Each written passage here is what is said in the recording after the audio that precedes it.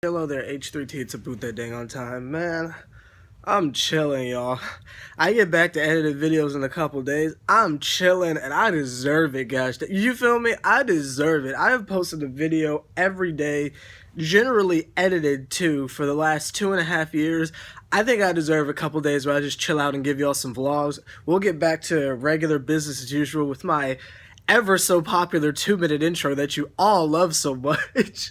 We'll get back to that on, I guess, maybe Wednesday or Thursday or something like that. But I'm just kind of chilling, taking a little bit of a break. Gosh dang it! So with this break, I figured I'd introduce a new series. Gosh dang it! For when I have times like this where I'm just kind of chilling and taking it easy with YouTube for a second. But that series is going to be called Lil Wayne Stories, where we just basically just have more Weezy fellowship. We're not getting on him for any foolishness. We're not really digging up any conspiracy theories. I mean, like, unless he, like, says today the Carter 5 drops tomorrow, then obviously we got to get back to the foolishness. But for right now, we're just going to take it easy with the first edition of Dang On Lil Wayne Stories. Now, I've told you guys this story before, but it was, like, in maybe like 2014, and it might have been on Facebook too, so this might be the first time I've actually told the YouTube crowd. And last time I told this story I had, I think, 28 subscribers, so it's worth saying again. This story is how I got into Wayne. Not how I got into Wayne, because we all know it was Rebirth that really did it for me. But I want to tell you the real backstory behind it to where I decided I really loved Wayne. It was 2010, I believe, and I was going through some stuff. I had transferred schools for, I think, the third or second time in my high school career or whatever. 2010, I was how old was I? 16 or 15, I can't remember. And I had just started my junior year or whatever, and just came out of 10th grade, just starting the 11th grade. And as you guys know, I suffer from depression. I think I might be dyslexic too, but that's neither here nor there. But and back then I was just your typical angsty teenager, as you can see by my dress. I was that emo kid, gosh dang it, and I was going through some real serious issues, gosh dang it. And all I listened to was metal at the time. Not even it was like Radiohead was the lowest form of rock I was going to as far as the heavy factor, but it was Killswitch Engage, Slipknot, Suicide Silence. I mean, I was in the metalcore heavy, gosh dang it. And I didn't listen to anything else. It was just metalcore, and I just loved it. And my parents, along with a bunch of other factors, said, you know what, let's change your musical taste. And I'm actually a pretty good child. I was a little bit of a rebel, but I'm a pretty good child. And my parents said, you know what, from now on, you're not going to listen to rock music of any kind anymore, because it's a negative influence on you, and we need you to be more positive, gosh dang it, because you got to get to college. So it told me I couldn't listen to rock music. Now, imagine someone telling you that you can't listen to rap anymore. Like, that was all I only listened to rock. So when my parents told 15-year-old H3T, you can't listen to rock anymore, I was like, you've taken away all the music I have. What do you... H3T can't listen to music? You feel me? That's like saying I can't watch the Knicks. Like, what the frick? So I was going through it, gosh dang it. But I had like maybe 2 songs by Wayne, and I think it like that, some Michael Jackson, some Mary J. Blige was like the only, and like Forever by Chris Brown was like the only music other than rock I had on my iPod. And yes, I still mess with the iPod Classic, you dig? That the amount of music you can get on there is ridiculous. Y'all need to go back in time. Y'all sleeping on the iPod Classic, but that's neither here nor there. But yeah, so I only had like 3 or 4 songs. It was like 2 songs by Wayne, like 2 albums by Mary J. Blige, and Forever by Chris Brown was all I had left on my iPod. So I was like, well, Mary's not going to drop an album anytime soon. Chris was going through that weird phase to where it's like he was blacklisted for the Rihanna thing, so outside of Transformia, there wasn't really that much to listen to, but Wayne was on Transformia, and I was like, I don't know. And I had Lollipop, and I think Lollipop and like 2 or 3 songs off Rebirth. I had Lollipop, Prom Queen, Knockout, and I didn't have Drop the World. I've never really cared for that song, to be quite honest with you.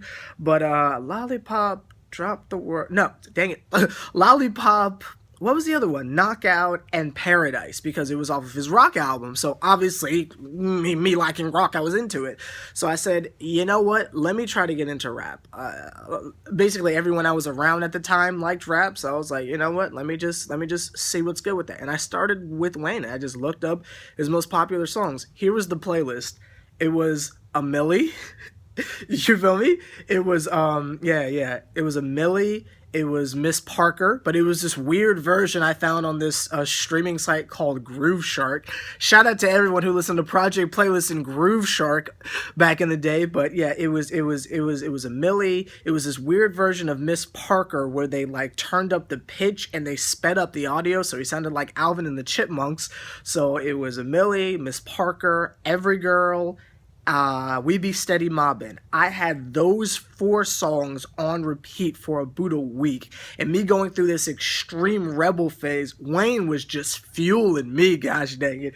Wayne was just fueling me because I had never listened to music with this much profanity before. So like, 15-year-old me was like, oh yeah, I'm listening to some hardcore stuff right now, gosh dang it. Yeah, this will teach you to take away my rock music. I was gone, gosh dang it. And then from there, I really like those 3 songs. And of course, a song like We Be Steady Mobbin', which is arguably the most explicit song in history, but and Miss Parker and Every Girl. So that was just fueling the rage for my little angsty teenage self. So I said, these 3 songs are pretty good. Let me check out the rest of Rebirth. And I heard da da da da da da da da da da da da, and I heard melodies with auto-tune for the first time. Like, T-Pain has the melodies, but you know how Wayne used to do. I heard melodies like that for the first time. Songs like Get a Life, songs like On Fire. I said, where has this man been my entire life? I went back a little further because this was before Carter 4, so I went back a little further. I got into some Carter 3. I've never really liked Carter 2. I kind of just recently got into it, so I listened to Carter 3, really liked some tracks off there. I was like, okay, this is on point like a pencil. Then I said, you know what? Let me actually keep up with him. He was teasing Carter 4, but like no one really knew when it was going to come out. And this was before social media was like super popping off, so we didn't really have much to go on than what MTV News was reporting on their website. So, everybody was waiting for Carter 4. He had just got out of jail and 6 Foot, 7 Foot dropped. And I remember the first time I heard it, I thought it was like really weird because it had that sample in the background. And again, I had been listening to rap, to rock. So I had never heard a sample before. So when I heard 6 Foot, 7 Foot, 8 Foot, bunch, I'm like, what the frick is that? Is that him? Did he kidnap some children to sing in the background? I was like totally caught off guard. I was like, what the freak is this? And someone was like, bro, that's a sample. I was like, a sample of what? A sample of some kidnapped children? What the frig is it? I learned so much around that time. Totally off topic. This is gonna be a longer video. I apologize. Totally off topic. Along that time, I was listening to Comeback Season by Drake, and it was the first time Comeback Season and Room for Improvement, and it was the first time I had ever heard a song without a hook. That and a Millie, and I was so confused. I was like, how are y'all following this? There's no hook, there's no singing, because rap has gotten really poppy now, but rap is one of the only genres of music, to my understanding, to where song structure doesn't even exist, where you can just rap for 16 bars and then fade out the track, and that's the end of the song, and it's totally okay. Again, I was listening to heavy metal. There's always a chorus somewhere in there.